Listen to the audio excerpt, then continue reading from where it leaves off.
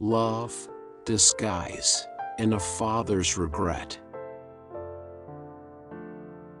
Well, there was once a very rich gentleman, and he had 3 daughters, and he thought he'd see how fond they were of him. So he said to the first, "How much do you love me, my dear?" "Why," said she, "as I love my life." "That's good," said he. So he said to the second, "How much do you love me, my dear?" "Why," said she, "better than all the world." "That's good," said he. So he said to the third, "How much do you love me, my dear?" "Why, I love you as fresh meat loves salt," said she. Well, he was angry. "You don't love me at all," said he, "and in my house you stay no more." So he drove her out there and then, and shut the door in her face. Well, she went away on and on till she came to a fen, and there she gathered a lot of rushes and made them into a kind of cloak with a hood, to cover her from head to foot, and to hide her fine clothes. And then she went on and on till she came to a great house. "Do you want a maid?" said she. "No, we don't," said they. "I have nowhere to go," said she, "and I ask no wages, and do any sort of work," said she. "Well," said they, "if you like to wash the pots and scrape the saucepans you may stay." So she stayed there and washed the pots and scraped the saucepans and did all the dirty work. And because she gave no name they called her Cap o' Rushes. Well, one day there was to be a great dance a little way off, and the servants were allowed to go and look on at the grand people.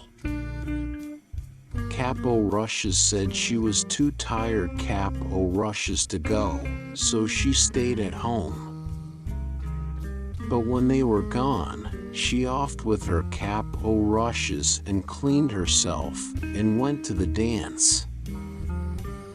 And no one there was so finely dressed as she.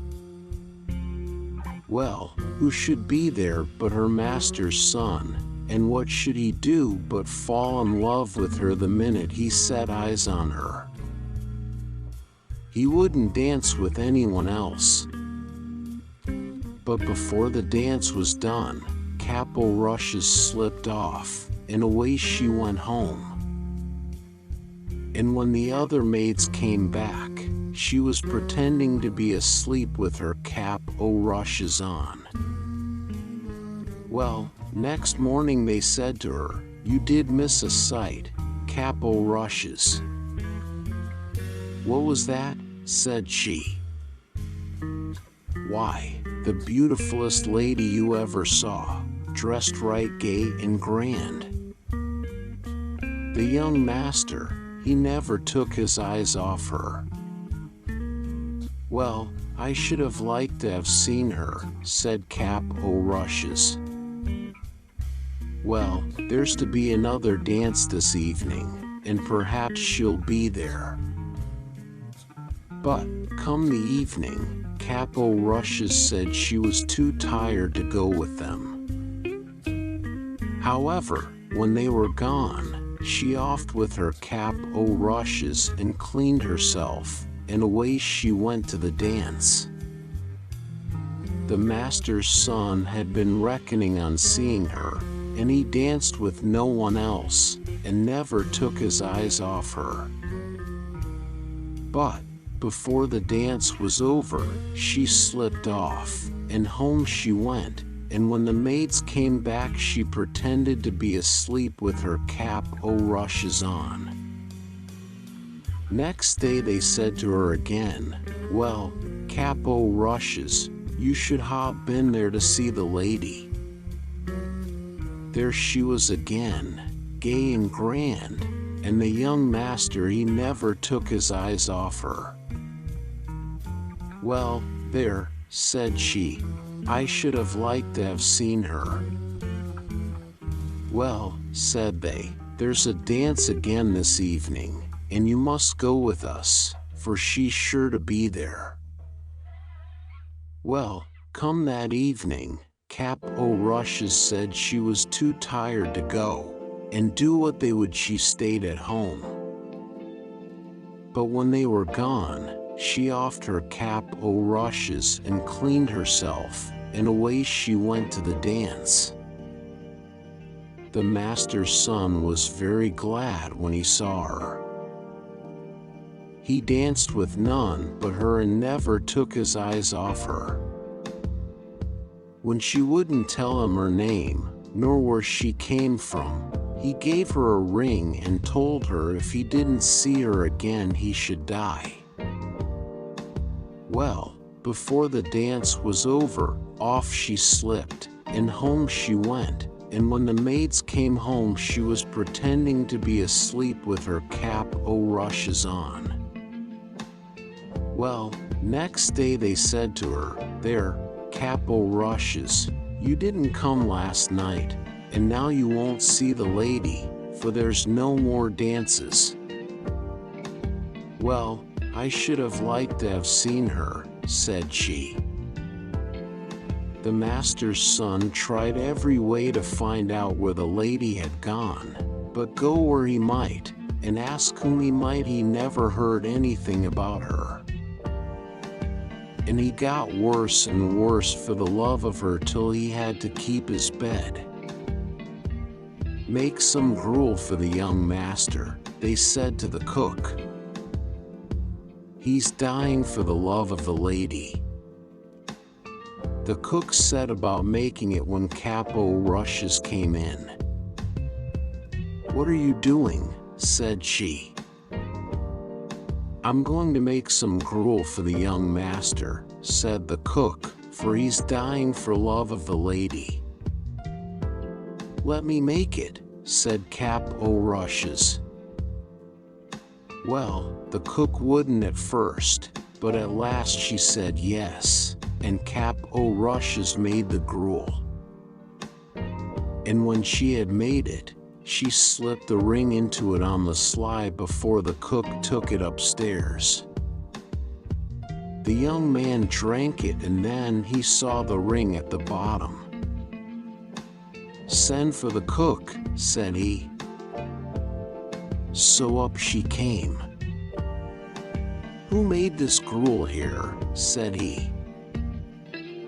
"I did," said the cook, for she was frightened. And he looked at her. "No, you didn't," said he. "Say who did it, and you shan't be harmed." "Well, then, 'twas Cap o' Rushes," said she. "Send Cap o' Rushes here," said he.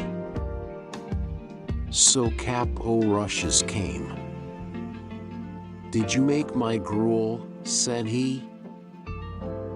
"Yes, I did," said she. "Where did you get this ring?" said he. "From him that gave it me," said she. "Who are you, then?" said the young man. "I'll show you," said she. And she took off her cap o' rushes, and there she was in her beautiful clothes. Well, the master's son soon recovered, and they were to be married in a little time. It was to be a very grand wedding, and everyone was asked far and near. And Cap o' Rushes' father was asked. But she never told anybody who she was. But before the wedding, she went to the cook, and she said, "I want you to dress every dish without a grain of salt." "That'll be nasty," said the cook. "That doesn't matter," said she. "Very well," said the cook. Well, the wedding day came, and they were married. And after they were married, all the company sat down to the dinner. When they began to eat the meat, it was so tasteless they couldn't eat it. But Cap O'Rush's father tried first one dish and then another, and then he burst out crying. "What is the matter?" said the master's son to him. "Oh," said he, "I had a daughter, and I asked her how much she loved me. And she said, 'As much as fresh meat loves salt.' And I turned her from my door, for I thought she didn't love me. And now I see she loved me best of all. And she may be dead for aught I know."